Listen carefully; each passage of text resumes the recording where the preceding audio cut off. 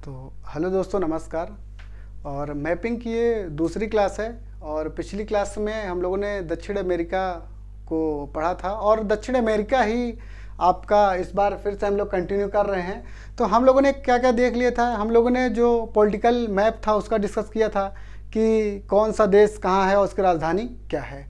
साथ ही उनकी बाउंड्री देख लिया था कि किस देश से किसकी सीमा लग रही है, और साथ ही उनकी क्या इम्पोर्टेंस है और कौन से लैंड जो लॉर्ड कंट्री है वो कौन से है। तो इसके बारे में हम लोगों ने यहाँ डिस्कस किया था।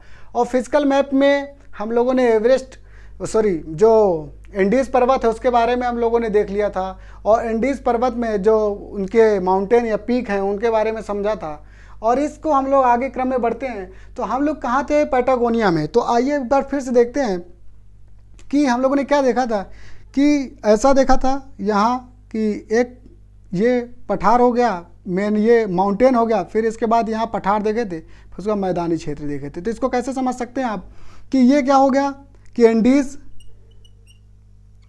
एंडीज माउंटेन हम लोगों ने पढ़ा था। फिर एंडीज के जो पर्वतपदी क्षेत्र, जो ये वाला क्षेत्र था, ये एंडीज माउंटेन, एंडीज के जो पर्वतपदी क्षेत्र था, इसे हम लोगों ने कब पढ़ा था? ठीक है, पैटागोनिया का पठार देखा था। फिर इसके जैसे ही इस उत्तर साइड में जाते हैं तो इसको क्या? पंपास, घास का मैदान। तो एंडीज पर्वत का जो पदी क्षेत्र है उसमें पैटागोनिया का पठार बोला गया था। और पैटागोनिया कहाँ है? कहीं न कहीं किसमें? वृष्ट छाया प्रदेश में अवस्थित कैसा है? एक शीत मरुस्थल है ना। साथ ही ये कहाँ है? वृष्ट छाया क्षेत्र में आता है। वृष्टि छाया क्षेत्र में आता है। तो दो चीज़ें हुई कि यहाँ क्या हो रहा है? वर्षा क्या होगी? बहुत कम होगी, 25 सेंटीमीटर से कम होगी। साथ ही वृष्ट छाया क्षेत्र में इसलिए क्या हुआ कि शीत मरुस्थल के रूप में पैटागोनिया का विकास हुआ है। और जो एंडीज माउंटेन है, तो जो एंडीज माउंटेन के ये पूर्वी तट है ना। एंडीज माउंटेन के जो पूर्वी तट में वनस्पति पाई जाती है, इस वनस्पति का नाम है मोंटाना। इस क्वेश्चन को भी आप ध्यान रखेंगे। मोंटाना क्या है? तो एंडीज पर्वत के जो पूर्वी तटीय क्षेत्रों में, पूर्वी क्षेत्रों में, इन क्षेत्रों में जो वनस्पति पाई जाती है उसका नाम क्या है? मोंटाना। तो ये क्वेश्चन आपको ध्यान रखना। मोंटाना यहाँ की क्या है? जो वनस्पति है उसका नाम, यहाँ जो एंडीज पर्वत के पूर्वी साइड में उसका मोंटाना नाम है। और यहाँ आपको रोक के गए थे कहाँ? जो टेरा डेल फ्यूगो है। तो आपका जो टूरिस्ट गाइड था, आप हमको समझ सकते हैं, तो हमने आपको बोल के गए थे कहाँ रुकना है आपको? टेरा डेल फ्यूगो में। टेरा डेल फ्यूगो से हम लोगों ने बात किया था कि एंडीज पर्वत, एंडीज में पैटागोनिया, फिर पैटागोनिया से हम लोग पंपास की ओर आगे बढ़ेंगे। तो पैटागोनिया में की सबसे बड़ी विशेषता हमने बोला था कि आपको क्या दिखाई देगा? यहाँ भेड़ पालन आपको दिखाई देगा। साथ ही जैसे ही आप क्या करेंगे और इसके उत्तर भी बढ़ेंगे, तो उत्तर की ओर जैसे आप बढ़ेंगे तो यहाँ आपको जो घास का मैदान मिलेगा वो होगा कौन सा? पंपास घास का मैदान। तो जो पंपास घास का मैदान है वो अर्जेंटीना और उरुग्वे के क्षेत्र में दिखाई देगा। तो ये वाला जो क्षेत्र है, यहाँ आपको कौन सी घास दिखाई देगी? पंपास घास दिखाई देगी। कौन सी घास? पंपास घास का मैदान आपको दिखाई देगा। और यह जो पंपास घास का मैदान है ये कैसा है? शीतोष्ण कटिबंध में है ना। तो शीतोष्ण जो कटिबंध की जो घास है ना, जो शीत कटिबंध की घास है वह आपको यहाँ दिखाई देगी, जिसका नाम है पंपास। और ये पंपास जो कृषि का क्षेत्र है, जो शीतोष्ण कटिबंधी घास का मैदान है, ये कहीं ना कहीं कृषि के लिए सबसे ज़्यादा सुगम क्षेत्र होता है। इसीलिए जो पंपास घास का मैदान है यह कृषि के दृष्टि से सबसे महत्वपूर्ण जो मैदान माना जाता है। इसलिए इस क्षेत्र में गेहूं के लिए अनुकूल स्थिति है। इसीलिए अर्जेंटीना में जो क्षेत्र है कौन सा? बाहिया ब्लांका। क्या? बाहिया ब्लांका से रोसारियो तक, ये आपका देखिए ये हो गया बाहिया ब्लांका, ये रोसारियो। तो जो बाहिया ब्लांका से रोसारियो तक एक अर्धचंदाकार गेहूं की बेल्ट पाई जाती है। क्या पाई जाती है? रोसारियो से बाहिया ब्लांका तक गेहूं की एक पेटी पाई जाती है, जिसे गेहूं की अर्धचंदाकार पेटी बोला जाता है। कहाँ से? रोसारियो से बाहिया ब्लांका तक। तो इस रोसारियो से बाहिया ब्लांका तक एक गेहूं की पेटी पाई जाती है। इसको किस नाम से जाना जाता है? गेहूं की पेटी। तो गेहूं प्रोडक्शन यहाँ सबसे ज़्यादा होगा। मतलब पंपास जो घास का मैदान है, जहाँ कृषि के लिए अनुकूल जलवायु है, वहाँ गेहूं की खेती की जाती है। जबकि जो पैटागोनिया से जुड़ा हुआ भाग है, जो पैटागोनिया से लगा हुआ भाग है, इन क्षेत्रों में कृषि के लिए अनुकूल दशाएं नहीं पाई जाती हैं, इसलिए इस क्षेत्र में पशुपालन को बढ़ावा दिया जाता है। तो जो पंपास का दक्षिणी वाला भाग है, इस क्षेत्र में किसका बढ़ावा दिया जाएगा? पशुपालन का। ठीक है, तो हम लोगों ने क्या देखा कि जो पंपास का उत्तरी भाग है, यहाँ जो कृषि किसकी की जा रही है? पंपास में जो गेहूं की खेती है, गेहूं की खेती को बढ़ावा मिला है। वहीं जो दक्षिणी क्षेत्र है, यहाँ पशुपालन को बढ़ावा दिया जाता है। तो आइए इसके बारे में और देखते हैं। मिटाने का कहाँ गया, इसको दीजिए। गुड, तो इसको देखते हैं। तो गेहूं की अर्धचंदाकार पेटी का संबंध किससे है? अर्जेंटीना से। और अर्जेंटीना में ये दो स्थान कौन से हैं? ये हैं, आप इसको कमेंट करके भी बता सकते हैं। क्या बताएंगे? कि अर्धचंदाकार जो पेटी है, उनके दो स्थानों के नाम आपको कमेंट में भी लिखना है। ठीक है, कमेंट में क्या करना है कि दोनों स्थान को लिखना है। और अर्धचंदाकार का महत्व है, आपसे मेंस में भी 3 मार्कर में पूछा जा सकता है, गेहूं की अर्धचंदाकार की पेटी को आप समझाइए। तो 3 मार्कर के हिसाब से आपको क्या करना है? कमेंट करना है। ठीक है, तो हम लोगों ने क्या देखा कि जो दक्षिणी क्षेत्र है, तो जो दक्षिणी क्षेत्र है वहाँ पशुपालन होता है, क्योंकि यहाँ कृषि के लिए अनुकूल स्थिति नहीं होती। कृषि के लिए जब अनुकूल स्थिति नहीं होगी तो पशुपालन को बढ़ावा दिया जाता है। और यहाँ बड़े बड़े फार्म बनाए जाते हैं। जिस प्रकार से यहाँ गेहूं की कृषि के लिए बाहिया ब्लांका से रोसारियो तक बड़े बड़े, यहाँ आप जाएंगे तो आपको खेत दिखाई देंगे। उसी प्रकार से यहाँ आप जब पशुपालन दिखाई देगा, जहाँ आपको जो पंपास का दक्षिणी क्षेत्र, वहाँ पशुपालन क्षेत्र दिखाई देगा। और यहाँ बड़े बड़े आपको फार्म दिखाई देंगे। और ये विशाल फार्म को एस्टासिया के नाम से जाना जाता है। क्या नाम दिया जाता है? एस्टासिया नाम दिया जाता है। जो बड़े बड़े यहाँ आपको पशु फार्म दिखाई देंगे, उनको एस्टासिया नाम दिया जाता है। और ये एस्टासिया में जो वहाँ जो काऊ बॉय होते हैं, जो उनको गाय या जो वहाँ जानवर होते हैं उनको चराने वाले होते हैं, उनको ग्वाचो या ग्वाको के नाम से जाना जाता है। तो ग्वाचो कौन से हो गए? जो पशुपालक हैं। ठीक है, पशुपालक को क्या बोला गया यहाँ? ग्वाचो। जबकि फार्म को क्या बोला गया? जो फार्म होते हैं बड़े बड़े, उनको एस्टासिया बोला जाता है। तो डायरेक्ट आपसे पूछा जा सकता है एस्टासिया क्या है? तो यह बता देंगे कि जो पंपास घास के मैदान में पाए जाने वाले पशुपालन के फार्म होते हैं बड़े बड़े, उनको एस्टासिया बोला गया। जबकि जो ग्वाचो, जो वहाँ पशुपालक होते हैं, उनको ग्वाचो बोला जाता है। तो यहाँ तक की बात आपको क्लियर हो गई होगी। क्या क्या क्लियर करना है कि यहाँ गेहूं की क्या हो रही है? बेल्ट पाई जाती है अर्धचंदाकार। कहाँ? बाहिया ब्लांका से रोसारियो तक। यह अर्जेंटीना के गेहूं की सबसे मुख्य बेल्ट होती है। और पशुपालन के लिए, जहाँ कृषि के लिए अनुकूल दशाएं नहीं है, वहाँ पशुपालन होता है। एस्टासिया जो फार्म होते हैं, जबकि ग्वाचो यहाँ के क्या होते हैं? पशुपालक होते हैं। तो आइए हम लोग इसके बाद कहाँ चलते हैं कि यहाँ एक चीज़ और देखिए कि यहाँ ब्यूनस आयर्स, ये जो ब्यूनस आयर्स है, तो यहाँ एक प्लेस है, ठीक है, चिली में, वेलपैराइजो।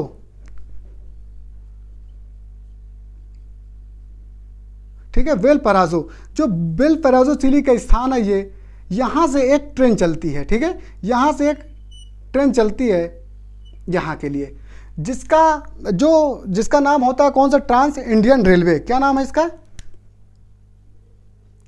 ट्रांस, ठीक है,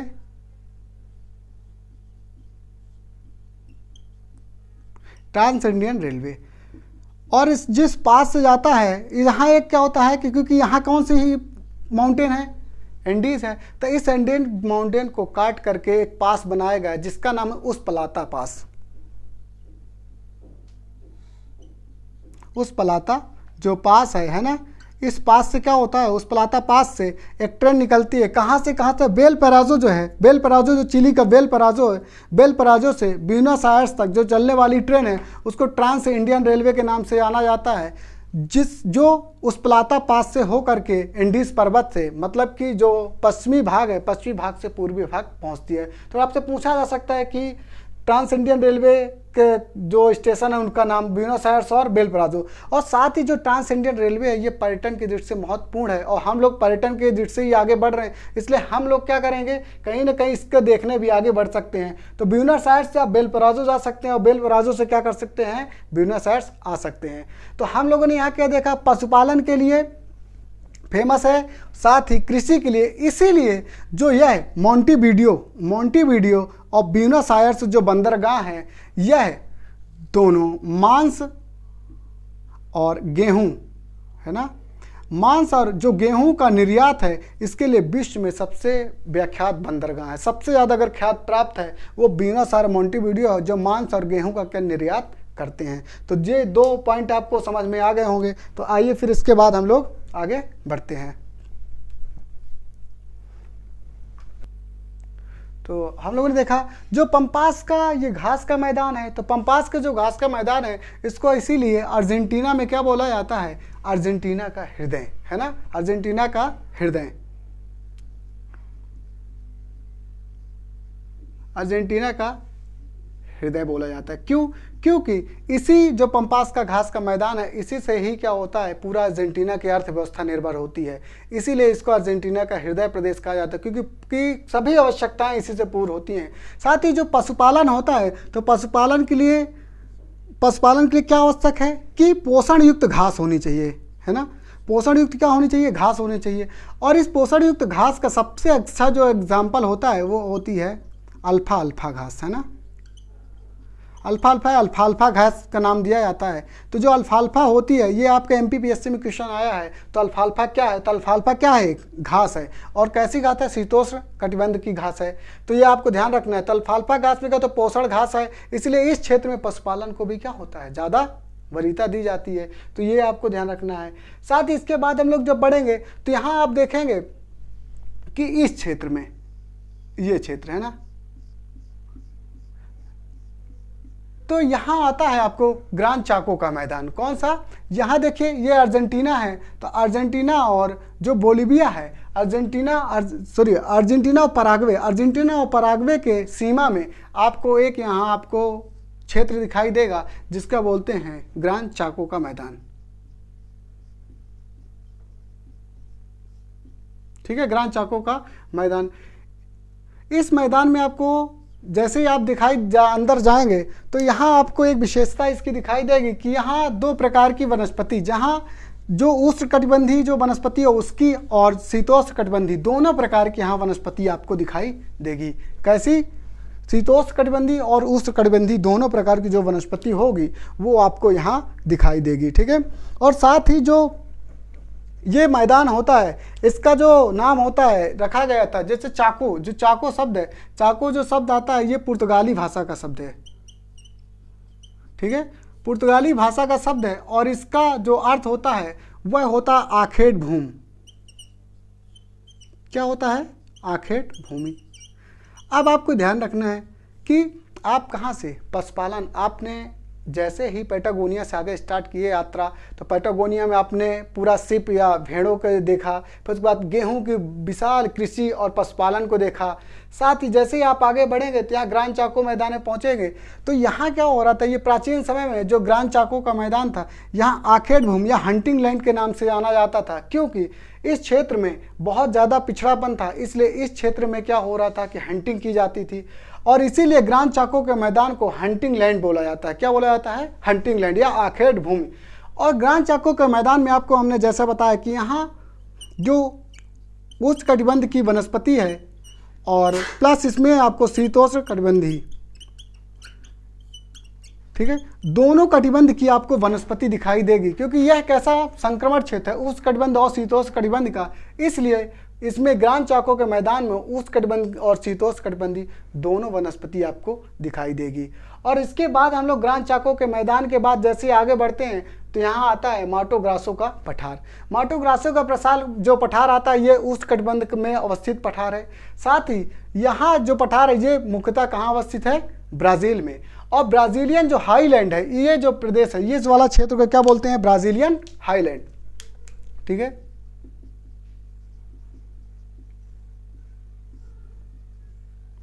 उच्च भूमि आप लिख दीजिए इसको, उच्च भूमि। ठीक है, ये जो ब्राज़ीलियन उच्च भूमि है, तो माटो ग्रासो के जो पूर्व में ब्राज़ीलियन उच्च भूमि है और ये माटो ग्रासो का पठार हो गया। तो ब्राज़ीलियन भूमि में आ जाइए, ब्राज़ील में हम लोग चलते हैं। तो ब्राज़ील का हम लोगों ने क्या विशेषता देखा था कि ब्राज़ील सबसे बड़ा, दक्षिण अमेरिका का सबसे बड़ा देश है। साथ ही जो ब्राज़ील की अर्थव्यवस्था है वो किस पर निर्भर है, वो कृषि पर निर्भर है। ठीक है, कृषि पर निर्भर है। और जो ब्राज़ील के क्षेत्र यहाँ आप देखेंगे दोनों जो जो यहाँ आप देखे थे कौन सा पंपास जो घास मैदान है, जो पंपास घास का मैदान है, साथ ही यहाँ जो मैदान है ये है, ठीक है, कंपोस्ट का है ना, कंपास का मैदान हो गया, कंपोस्ट का मैदान हो गया। तो यहाँ दोनों वनस्पतियाँ आपको ब्राज़ील के हाईलैंड क्षेत्र में दिखाई दे, एक पंपास और कंपास दोनों जो वनस्पतियाँ होती हैं ये आपको ब्राज़ील हाईलैंड दिखाएंगे। साथ ही जो ब्राज़ीलियन हाईलैंड है, ब्राज़ीलियन जो हाईलैंड है, यह प्राचीन आर्कियन और धारवाड़ क्रम की यहाँ चट्टानें आपको दिखाई देंगी, प्राचीन निर्मित हैं। इसलिए ब्राज़ीलियन जो हाईलैंड है आर्कियन और धारवाड़ युग की, इसलिए जो ब्राज़ीलियन हाईलैंड है ये खनिज की दृष्टि से बहुत संपन्न है, ठीक है, खनिज संसाधन की दृष्टि से बहुत ही संपन्न है। खनिज संसाधन की दृष्टि से संपन्न होने के वजह से यह क्षेत्र औद्योगिक दृष्टि से कैसा होगा, अग्रणी स्थान होगा। और यहाँ आपको दिखाई देगा जो ब्राज़ीलियन हाईलैंड है, यहाँ लो एस की आपको एक खान दिखाई देगी जिसका नाम है इताबीरा। क्या नाम है? इताबीरा। तो इताबीरा की जो खान है वो आपको ध्यान रखना है किसके लिए फेमस है, लो एस के लिए। और कहाँ अवस्थित है? ब्राज़ील में। तो जो इताबीरा की खान है ना, कौन सी? इताबीरा की खान, वो लयस के लिए फेमस है और जो बेलो अर्जेंटीना में अवस्थित है। बेलो टेना है ना, बेलो अर्जेंटीना, ठीक है, बेलो अर्जेंटीना में जो खान है, प्लेस है ये, इसमें जो खान है वो है इताबीरा। जो इताबीरा की खान है किसके लिए फेमस है? ये है लो एस। तो आपसे डायरेक्ट क्वेश्चन पूछा जा सकता है, और जैसे एमपीपीएससी पूछा है कई बार कि इताबीरा जैसे पूछ लेगा कि इताबीरा किसके लिए है, तो लो एस के लिए। और कहाँ है? तो बेलो अर्जेंटीना जो प्लेस है यहाँ है, और ये मुख्यतः कहाँ है? ब्राज़ील देश में अवस्थित है। ये आपको दोनों फैक्ट ध्यान रखना है कि कौन सी, इताबीरा की खान और बेलो अर्जेंटीना की। इसी प्रकार से यहाँ ब्राज़ीलियन हाई जो लैंड है, तो यहाँ आप जाएंगे अमेजन के पास, तो यहाँ एक प्लेस मिलता है अमापा। जो अमापा की खान है, यह अमापा की खान किसके लिए फेमस है? मैग्नीज के लिए, ठीक है। तो जो अमापा की खान है वो मैग्नीज के लिए फेमस है। उसी प्रकार से जो इताबीरा की खान है वह किसके लिए फेमस है? लोएस के लिए। क्योंकि ये क्या है कि जो धारवाड़ क्रम की शैल है, और धारवाड़ क्रम की शैल होने से यहाँ क्या हुआ है कि जो उद्योगों के विकास के लिए खनिज जो संपन्नता है वो यहाँ अधिक पाई जाती है। साथ ही जो यह क्षेत्र है यह कृषि के दृष्टि से, जो ब्राज़ील है, तो ब्राज़ील की जो अर्थव्यवस्था किस पर निर्भर है? कृषि पर। ब्राज़ील की अर्थव्यवस्था कृषि पर निर्भर है, इसलिए यहाँ कृषि का विकास बहुत ज़्यादा हुआ है। तो कृषि पर इसकी अर्थव्यवस्था निर्भर किसकी? ब्राज़ील की। तो यहाँ जो प्रोडक्शन में आप देख सकते हैं, आपको ध्यान रखना है सबसे ज़्यादा विश्व में अगर गन्ना का ही प्रोडक्शन होता है वो कहाँ होता है? ब्राज़ील में होता है। तो एक क्वेश्चन ये आपको ध्यान रखना है। दूसरे में कहवा के उत्पादन में, काफ़ी के उत्पादन में बहुत ही महत्वपूर्ण स्थान रखता है कौन? ब्राज़ील। साथ ही कपास के उत्पादन में आप, ठीक है, कपास के उत्पादन में भी क्या है कि ब्राज़ील का महत्वपूर्ण स्थान है। रबड़ की कृषि में भी क्या है? अच्छा स्थान है। तो ये चीज़ें आप ध्यान रखेंगे। तो कपास के लिए आप देखिए, क्या कपास के क्या है कि बड़े बड़े बागान पाए जाते हैं, बहुत बड़े बड़े बागान। तो आपको जब यहाँ घूमने आए तो सबसे अच्छा अगर यहाँ आपको स्थान दिखाई देगा, सॉरी कपास कह रहा हूँ, कहवा, तो कहवा के सबसे बड़े बड़े बागान आपको दिखाई देंगे। और इन बड़े बड़े बागानों को आप क्या बोल सकते हैं, या क्या बोला जाता है? यहाँ फजेंडा के नाम से जाना जाता है, ठीक है, फजेंडा नाम दिया जाता है। फजेंडा क्या है कि कहवा के बड़े बड़े जो बागान होते हैं उनको फजेंडा के नाम से जाना जाता है। और इसी कहवा की जो मंडी है, ठीक है ना, जो मंडी है वो है साओ पालो। जो साओ पालो ब्राज़ील का सबसे बड़ा शहर है। ब्राज़ील का सबसे बड़ा शहर कौन है? साओ पालो। उसकी राजधानी नहीं है, बल्कि कौन है? साओ पालो है। और साओ पालो ही क्या है? कॉफ़ी मंडी के नाम से, कॉफ़ी या कहवा की मंडी के नाम से कौन जाना जाता है? साओ पालो। तो आपको लिख लेना है कि साओ पालो क्या है? कॉफ़ी मंडी या कहवा की मंडी साओ पालो है। जबकि फजेंडा में कॉफ़ी का उत्पादन होता है। यही ध्यान रखेंगे। साओ पालो से सेंटोस बंदरगाह, ठीक है, साओ पालो से सेंटोस एक बंदरगाह है। क्या है? बंदरगाह। सेंटोस बंदरगाह तक जो चलने वाली ट्रेन है उसका नाम क्या रखा गया है? Coffee train. कॉफ़ी ट्रेन कहाँ से कहाँ तक चलती है? साओ पालो से सेंटोस तक चलने वाली जो ट्रेन होती है उसका नाम कॉफ़ी ट्रेन रखा गया है। साथ ही जो सेंटोस बंदरगाह है इसको कॉफ़ी बंदरगाह के नाम से जाना जाता है, क्योंकि सबसे ज़्यादा अगर विश्व में कहीं से कॉफ़ी निर्यात होती है वो सेंटोस से होती है। और जो कॉफ़ी आती कहाँ से है कि साओ पाउलो के मंडी से आती है और सेंटोस बंदरगाह से निर्यात की जाती है। तो आपने क्या देखा ब्राज़ील के बारे में कि ब्राज़ील एक ब्राज़ीलियन जो हाईलैंड है, आपसे डायरेक्ट पूछा जा सकता है ब्राज़ीलियन हाईलैंड किसके लिए प्रसिद्ध है, तो ब्राज़ीलियन हाईलैंड किसके लिए खनिज संसाधन संपन्न है, क्योंकि इसका निकाह आर्किन और धारवाड़ क्रम में हुआ है, इसलिए यहाँ खनिज बहुत ज़्यादा पाया जाता है। साथ ही ब्राज़ीलियन हाईलैंड कंपास जो घास का मैदान है वो भी इसका विस्तार पाया जाता है, और इसलिए इन क्षेत्रों में कृषि के लिए भी क्या है अनुकूल दशाएं हुई हैं। तो कृषि के साथ कृषि में के विकास में गन्ना सबसे ज़्यादा उत्पादन, कहवा, कपास और रबड़ का बता सकते हैं, क्योंकि रबड़ अमेजन क्षेत्र में आप जाएंगे तो यहाँ आपको कपास जो रबड़ है तो रबड़ का ही सबसे ज़्यादा विकास दिखाई देगा। और जो मूल स्थान है रबड़ का, मूल स्थान अगर आपसे पूछा जाए तो वह क्या रहा है, अमेजन वन का जो बेसिन है ब्राज़ील का, ठीक है, अमेजन बेसिन आप यहाँ बताएंगे।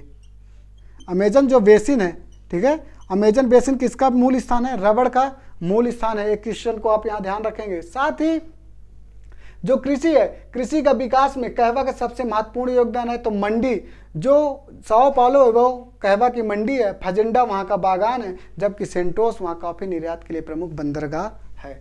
तो आइए फिर आगे हम लोग इसको देखते हैं। तो आइए दोस्तों इस पे देखते हैं कि हम लोगों ने क्या देखा कि यहाँ पंपास और कंपास घास का मैदान और ब्राज़ीलियन हाईलैंड को समझ लिए हैं। इसके बाद हम लोग नदी तंत्र के बारे में समझते हैं, यहाँ से भी क्वेश्चन पूछे जा सकते हैं। तो नदी तंत्र के बारे में आइए देखते हैं।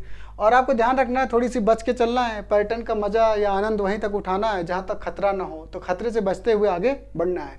तो सबसे पहले हम लोग यहाँ देखते हैं, ये जो रिवर्स है हम लोगों ने बना के रखी, ये जो नदी है आप मैप में इसमें देखेंगे, अपने मैप को खोलिए और इसमें देख लीजिए कि यह कौन सी नदी है, मैगडलीना, ठीक है, मैगडलीना नदी है। जो मैगडलीना नदी है ये डरेनियन की खाड़ी में गिर रही है। कहाँ गिर रही है, तो एंडीज पर्वत से निकलने वाली मैगडलीना नदी ये डरेनियन की खाड़ी में गिर रही है। आपको मिल गया होगा, फिर सही से देखिए, एंडीज के बिल्कुल आपको पश्चिम में, वेस्टर्न में आपको मैगडलीना नदी मिलेगी जो डरेनियन के खाड़ी में कैस्पियन सागर में गिर रही है। तो जो मैगडलीना का जो ये नदी का मुहाना क्षेत्र होता है, ये कहाँ है, यह क्षेत्र जो कोलंबिया में स्थित है, ये कहीं ना कहीं किसके लिए फेमस है, जो खनिज तेल पेट्रोलियम है उसके भंडारण के लिए विश्व में ये प्रसिद्ध क्षेत्र है। कौन सा, मैगडलीना। तो मैगडलीना जो नदी का बेसिन है वो किसके लिए फेमस है, पेट्रोलियम के भंडार के लिए। उसी प्रकार से माराकैबो है ना, जो वेनेजुएला में आप जाएंगे तो माराकैबो जो झील होती है, तो माराकैबो जो झील है वो भी किसके लिए प्रसिद्ध है, खनिज तेल के लिए। तो माराकैबो झील भी किसके लिए प्रसिद्ध है, खनिज तेल के लिए। इसलिए ध्यान रखेंगे, विश्व में जो माराकैबो झील है इस क्षेत्र में सबसे ज्यादा भंडार किसका पाया जाता है, खनिज तेल का। तो माराकैबो झील का संबंध किससे है, खनिज तेल का। तो ये हो गया। फिर आप पाएंगे ओरिनिको नदी। ओरिनिको नदी के बारे में आपको पता होगा कि ओरिनिको जो नदी है, इसके नदी है जो सहायक नदी है उसका नाम है कैरो या कैरोन, है ना,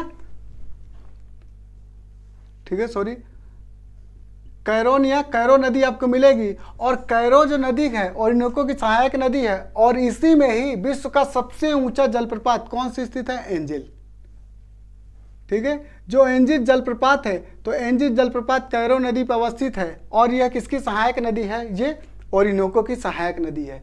और जो ये उच्च भूमि है, जो यह उच्च भूमि है जिनका हम बारे में हम लोग पढ़ रहे हैं, इसको जो पूरी उच्च भूमि है इसको गुयाना की उच्च भूमि, गुयाना की उच्च भूमि के नाम से जाना जाता है। गुयाना का पठार आप बोल सकते इसको। तो गुयाना के पठार का संबंध किन क्षेत्रों से है कि दक्षिण अमेरिका जो है, दक्षिण अमेरिका के दक्षिणी भाग का जो संबंध है, जो विषुवत रेखा के उत्तर में पाया जा रहा है, उसका संबंध गुयाना पठार से है।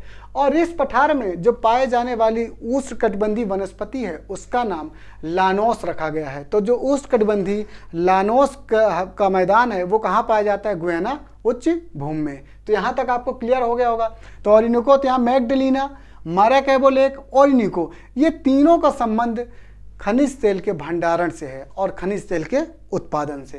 क्लियर हो गया यहाँ तक। फिर आइए उसके बाद देखते हैं अमेजोन नदी। तो अमेजोन नदी कहाँ निकल रही है, कैंडीज पर्वत से निकल के जो उत्तरी अटलांटिक महासागर है यहाँ गिर रही है। तो अमेजोन जो नदी है इसकी सबसे जो बड़ी सहायक नदी है वो है मैडीरा, कौन सी? मडिरा नदी सबसे बड़ी अमेजन की सहायक नदी है। साथ ही अमेजन के बारे में आप देख लीजिए, जो अमेजन नदी है, अमेजन नदी सबसे ज्यादा जल आयतन और, है ना,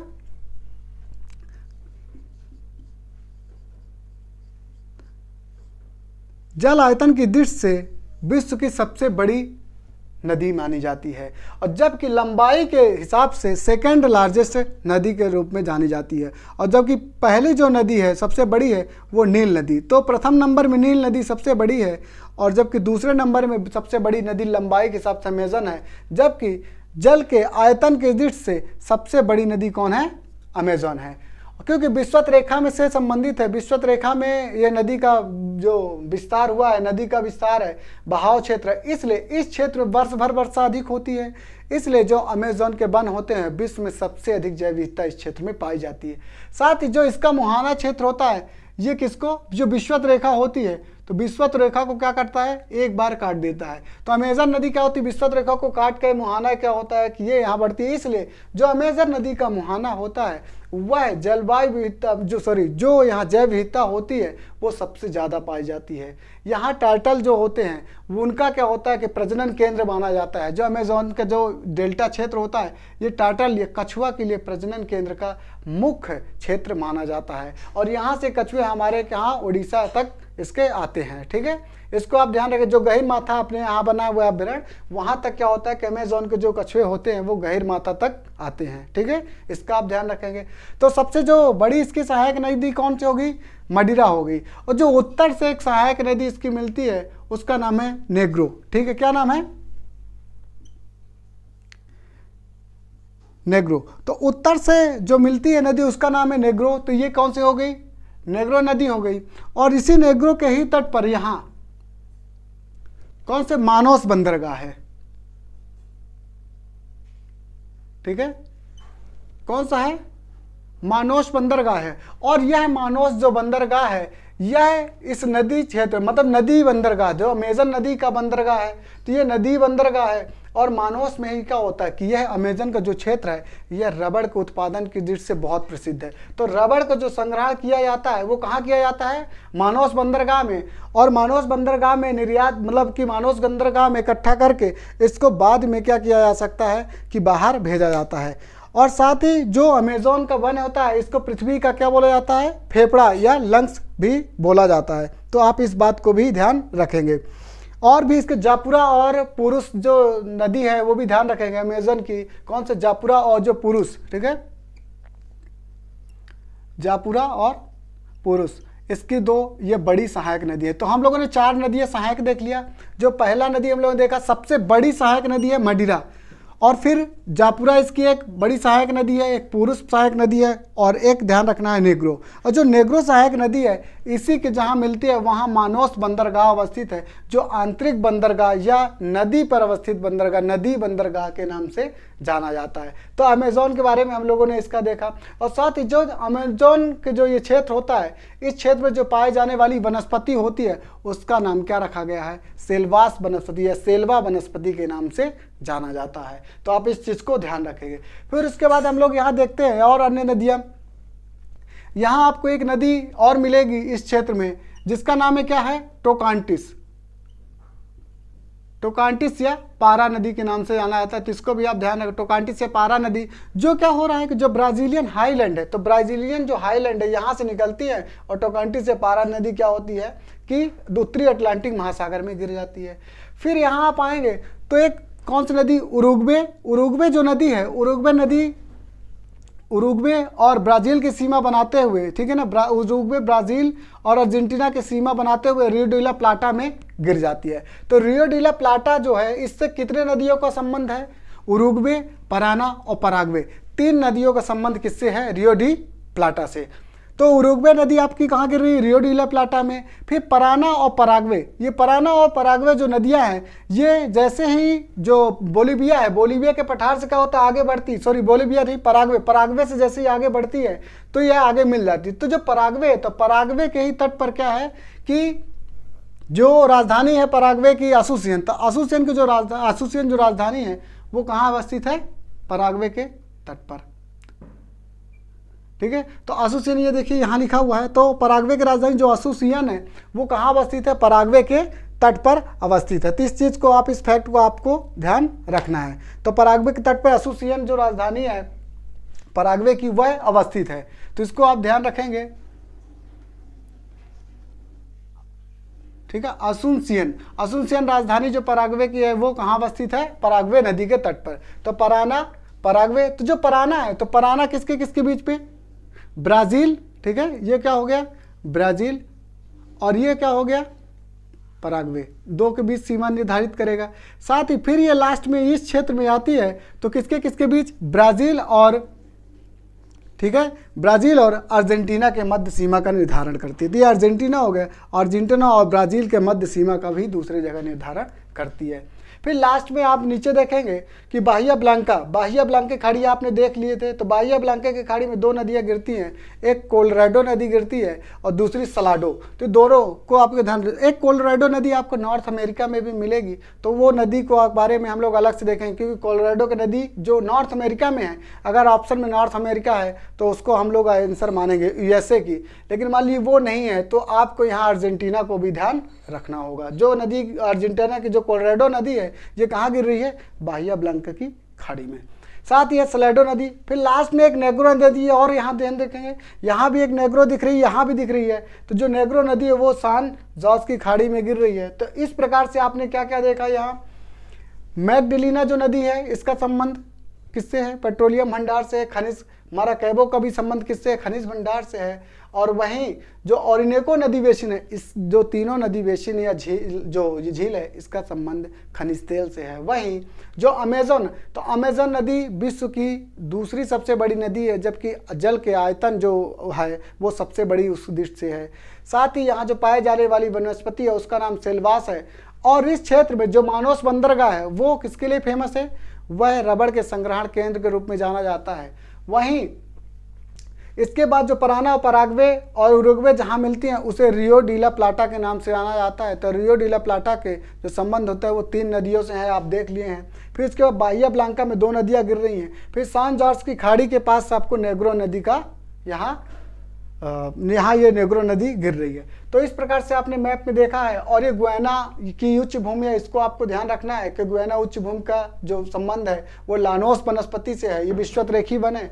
और सेल्वास वनस्पति का संबंध अमेजोन से है। ठीक है, तो आइए इसको देख लेते हैं थोड़ा सा और कुछ चीज़ें जो मिसलेनियस है। तो कुछ तथ्यों को और हम लोग देख सकते हैं यहाँ, है ना, इम्पॉर्टेंट है। जैसे एनाकोंडा को आप देख सकते हैं कि जो ब्राज़ीलिया जो हाईलैंड का क्षेत्र ये अमेज़न का वन है, तो ये एनाकोंडा से संबंधित है, आप जानते हैं सब। तो एनाकोंडा से जो संबंधित है ये क्षेत्र हो गया, तो इसके बारे में देखिए। फिर यह लामा एक ऊँट की प्रजाति का होता है ना, बड़ी गर्दन होती है। तो लामा किसकी प्रजाति है? तो ये यूपी पीसीएस का क्वेश्चन है, तो आप ध्यान रखेंगे। तो जो लामा है ये किसकी प्रजाति है? ये ऊँट की प्रजाति है। इसकी गर्दन क्या होती है? बड़ी होती है। और ये दक्षिण अमेरिका में इस क्षेत्र में, दक्षिणी क्षेत्र में पाया जाता है। तो लामा किसकी प्रजाति है? ऊँट की।